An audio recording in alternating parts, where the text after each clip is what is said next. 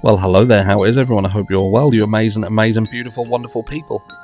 It's Tuesday, baby. It's Tuesday, terrific Tuesday, and this is video 2 of 2. It's all the T's. Terrific, 2s and 2s. And you're looking absolutely terrific still, by the way. And we're going to get straight into some meat and potatoes this morning, or this morning. Well, it is going to be this morning for you. It is going to be this morning. For me, it's like the afternoon. But anyway, look. I saw a video Murder Metal Mayhem did, and the link to Murder Metal Mayhem's video is going to be in the description of this video. But it is something that people reach out to me for, right? And the thing what spurred me to do this video was that he had said, look, it's about having the balls to sometimes come out and say some things. And I get that, do you know what I mean? I think sometimes we are caught between... what should we talk about? What should we talk about? And that's kind of a moral obligation almost to avoid certain things because you know that they're going to be controversial. You perhaps yourself don't really agree with that theory. But this theory, in reality, is still something that sits in the community and many people believe could be a potential. So I thought to myself, do you know what? I do have a responsibility to come out and have a chat with people about this theory. And what theory am I talking about? I'm talking about the PSYOP theory. This is the theory that some would go on to say that perhaps this is just a big hoax, that there are in fact no victims. This is just a fabrication, something that has been set up to take our attentions away from perhaps bigger political issues that are happening in the world, or simply to set up a scenario to see how the public deals with it. And let me start this by saying this is not something that I personally believe in. I do not believe in it. I do not think that that is what we're seeing in the Idaho 4 case whatsoever. I don't think so. But what I will turn around and say is that I can fully see and understand why some people may perhaps feel that this is a likely scenario, because there are things that absolutely point to the fact that that could be the case. And we're going to talk about some of those things. But before I come back to the Idaho 4 case, I do also want to point out to a situation in the Kylie Rodney case, because we know that Ryan Upchurch came out and he had turned around and basically said that Kylie Rodney didn't exist. And that blew everyone's fucking mind, including me. It led me to actually berate, if you like, Ryan Upchurch for coming out with such a ludicrous statement. You know, how can you turn around and say that this young girl doesn't exist? But again, there are oddities in that case that I can fully appreciate why people could come to that conclusion. I was looking back, and do this yourself. If you're someone who followed the Kylie Rodney case and you know some of the people who were involved in that case, such as Jagger, Westfall, Elsa Peltorek, and people like that, you know, these are people that when we started looking at the Kylie Rodney case, there was an abundance of people around. They were all friends. They were all friends, and they all had social media accounts, and you could go on there and you could look. First of all, I found that a little bit odd, considering that, you know, there's... Well, I say I find it odd. I don't find it odd, and I do. I know that some people would perhaps keep theirs private, but all of the players around this, they all had accounts that were active. You could go, you could look, you could see what was going on. And that's the same as like in the Idaho 4 case. Plenty of them have social media accounts. You could see what was going on. You could see their pictures and, you know, the interactions. So they were active on social media, which is normal for kids these days. The bit that I said that I think is a little bit odd is that I would expect some of them to perhaps keep their information a bit more private, but maybe not. But when everything died down in the Kylie Rodney case, a lot of these very active at the time accounts, and where you could go back and look at all of the things that were happening in their social media accounts, they seemed to, when the case died off, the activity on the accounts also died off and stopped.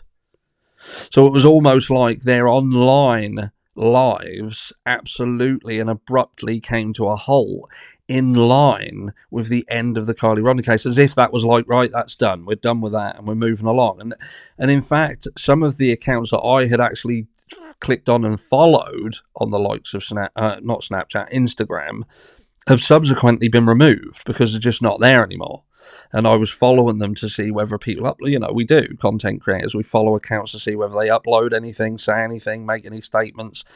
And some of those accounts are gone. They've just vanished, disappeared. And I'd think to myself, these are just these small little oddities. And it's the same with the Idaho 4 case. The things that stick out and they make you think, that's really strange. In terms of like the whole way in which this entire town has got nothing to say whatsoever. And that's a huge telltale sign of things that are a little bit strange, considering that there's going to be money to be earned in this. There's going to be money to be earned in it. There's going to be people who are reaching out trying to talk to locals who may know something, they may have heard something, and absolutely nobody is talking. But we've seen the likes of Inan Harsh, for instance, who wanted to be in front of the camera. He was very, very, front and center. And again, almost like a part in a play where he played the person who was going to come to the forefront and speak and see how the public receives him. But there's been nobody around like who I would class as like a normal person. Do you know what I mean? Like a normal member of the public talking. We've not seen any bodies coming out of that house whatsoever. None. Nothing. And again, maybe they just did it when they knew nobody would be about. Absolutely nobody would be about. But again, you have to ask yourself, why is that? Why would they go that far when we've seen this multiple times where you see bodies being removed from the house? You see it happening. Police officers driving U-Haul vans to the house to collect the belongings out of the house. The house being completely knocked down, and not only knocked down, but buried. And it's almost like that was done because they didn't want someone to get hold of it, almost like a prop.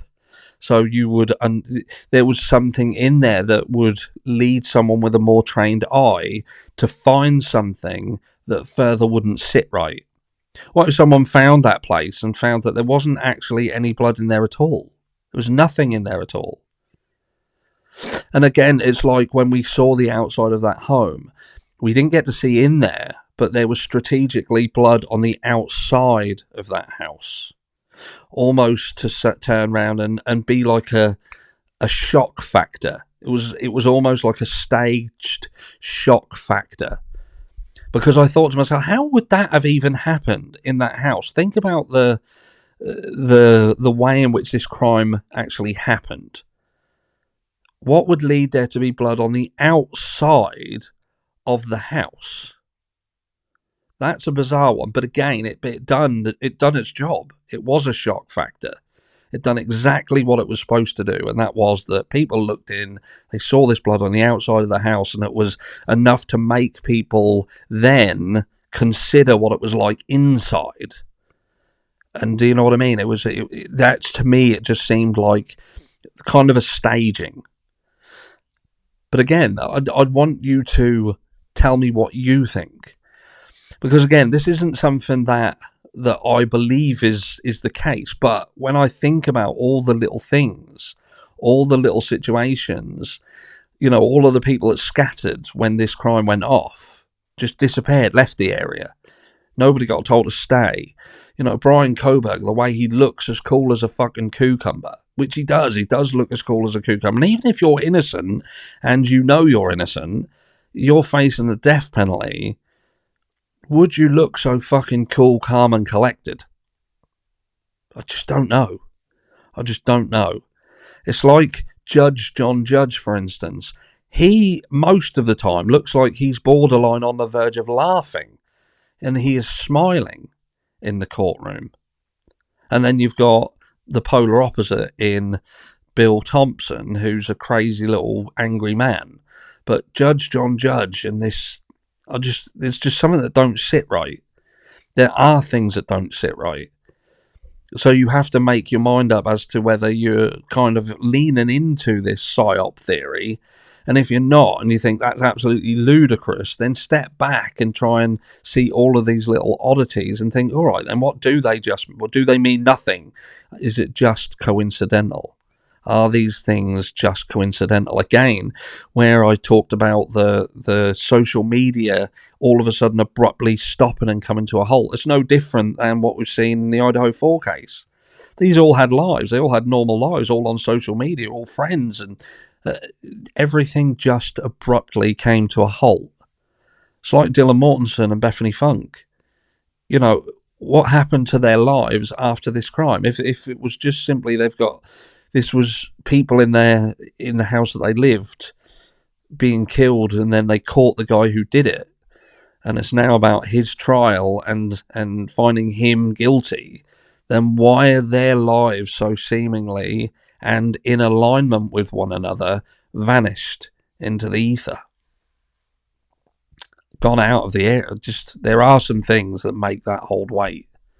There are some things, the ways things have changed. Kathy Mabber early on, when she came out and gave a timeline, and that timeline would then later on down the line change. The list does go on.